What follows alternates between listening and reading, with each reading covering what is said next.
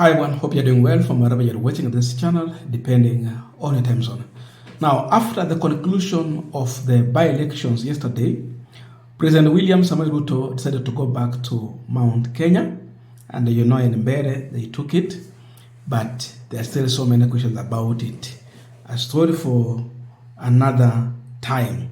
But as Ruto went to Mount Kenya region, he actually went there to launch a road which is expected to stretch from Kiambu to Nairobi.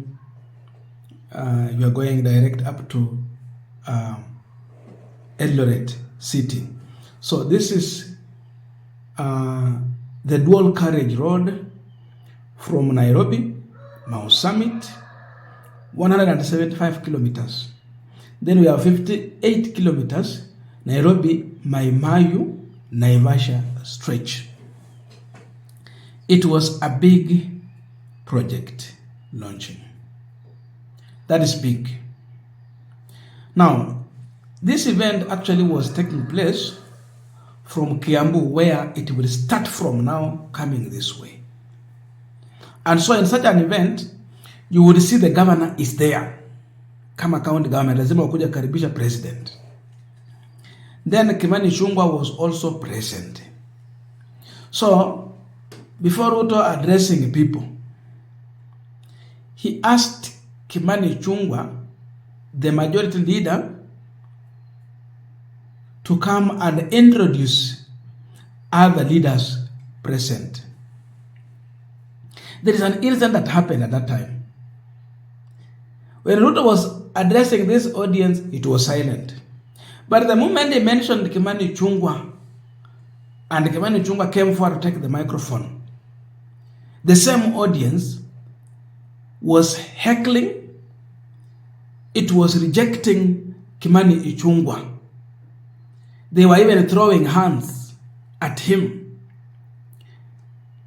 just to indicate they don't want to listen to Kimani Ichungw'wah. And this was the situation. Kimani, kuja karibisha viongozi.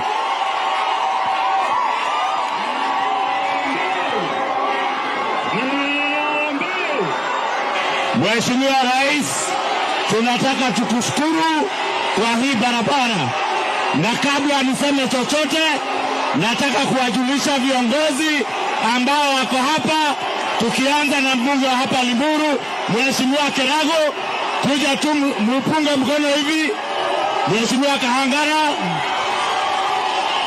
huyu ndiye mheshimiwa wetu wa Limuru, Mheshimiwa Engineer Kimani Matangi, dakika moja.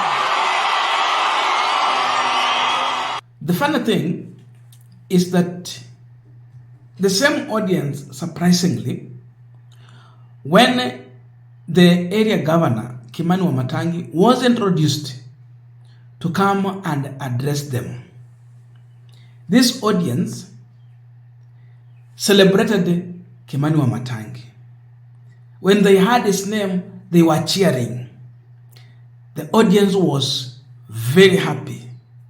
It was super exciting. They received Kimani Matangi very warmly. Then you wonder, in a blink of an eye, they just switch one time, whoop, Kimani Ichungw'wah, heckling and all that. Then in a short while, you introduce Kimani Matangi, celebrations all over. And actually, this is how Kimani Matangi was well received by this audience. Kimani Matangi, dakika moja.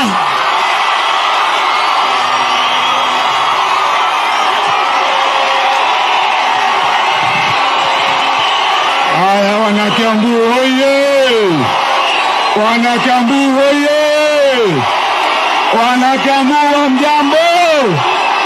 Hoye hoye Kiambu! Haya, asante. Haya, asante wana Kiambu.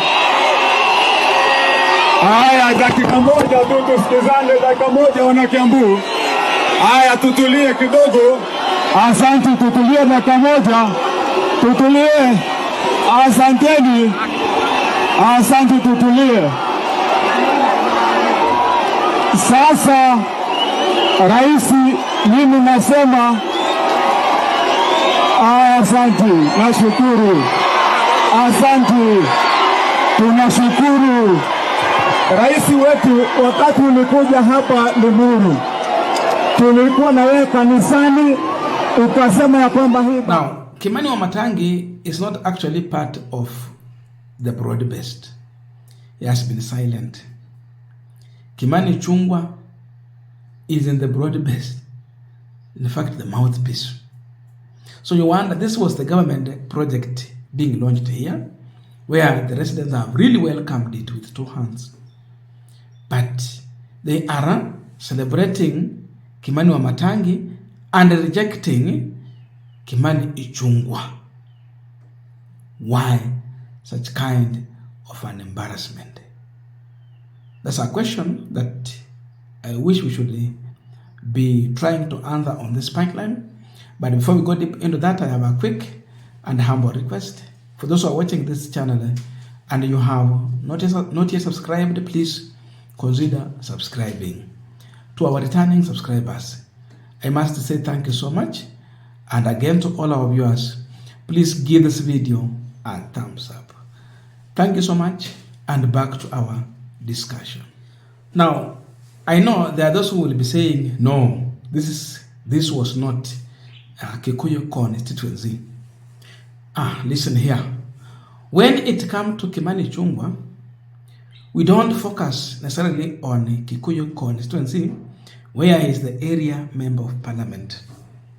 For Kimani Ichungw'wah, and in the UDA arrangement, even in the broad-based, he carries the bigger picture at number one of Kiambu County. Secondly, he also carries the image of Mount Kenya to the table. Those two, very much important. And that's the reason why we will discuss this. Otherwise, if it was just an area MP there without any other preferences for him as a leader, we will not be discussing him. But this is one of William Ruto's agent in Mount Kenya region. Heckled, humiliated, and rejected before his own boss, William Ruto.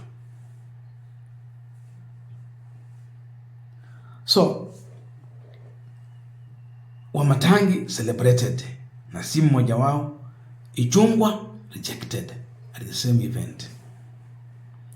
It also tells William Ruto that the group that he has, which he feels that it represents the interest and the views of people of Mount Kenya region, it is unwelcomed back home. This group is unwanted. This group is not celebrated back at home. So when you have such a group, it is just at your own risk, with no any political influence or gain whatsoever. That's a clear indication that one will quickly conclude having watched such a video.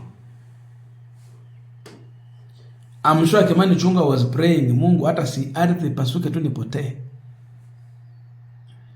Because when they go to speak to the president, he comes with the authority and power, influence the population of Mount Kenya. And you know they have numbers. Total rejection. So winning Mbeere North, by whichever means, cannot qualify to get more accepted in Mount Kenya. Gachagua has planted a seed of rejection, hate among the people in Mount Kenya, such that whoever will associate with William Ruto and turn to attack Gachagua becomes an enemy of these people. Kimani wa Matangi has never attacked Gachagua. He disagreed with William Ruto in many ways, but he never directly attacked him.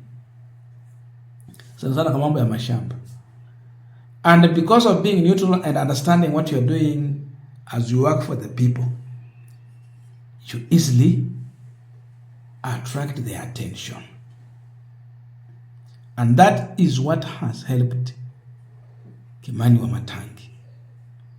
But for Kimani Ichung'wah, his main job, it seems, is to throw jabs and abuse anyone who disagrees with William Ruto. So because of his reckless talk,